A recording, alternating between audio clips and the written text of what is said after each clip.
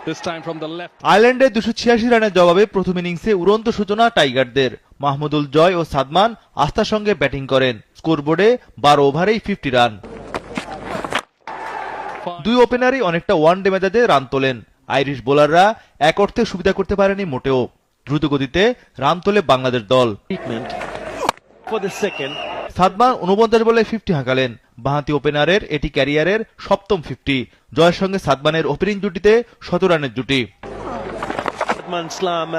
মাহমুদুল জয় ক্যারিয়ারের পঞ্চম 50 পেলেন। টেস্টে 17 ইনিংস পর 50 পূর্ণ করলেন ডানহাতি ওপেনার। লাঞ্চ বিরতি পর্যন্ত দলের সংগ্রহ বিনা উইকেটে 109 রান।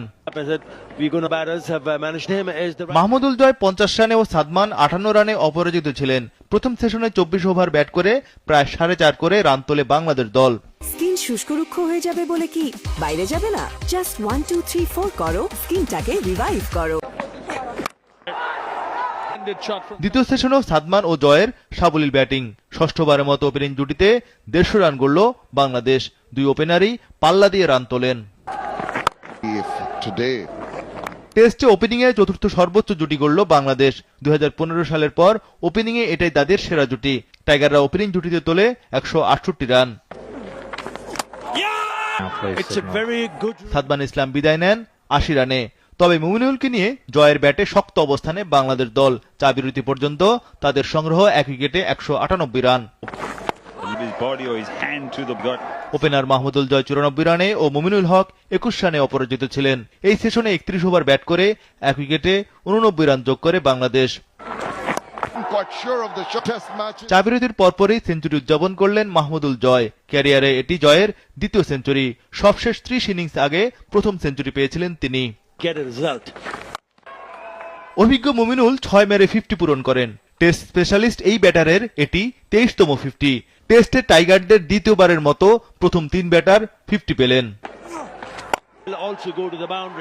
জয় ও মুমিনুল দৃঢ়তার সঙ্গে ব্যাটিং করেন। ওপেনিং জুটির পর দ্বিতীয় উইকেটও 17 রানের জুটি গড়ল টাইগাররা। বড় সংগ্রহের পথে স্বাগতিক বাংলাদেশ।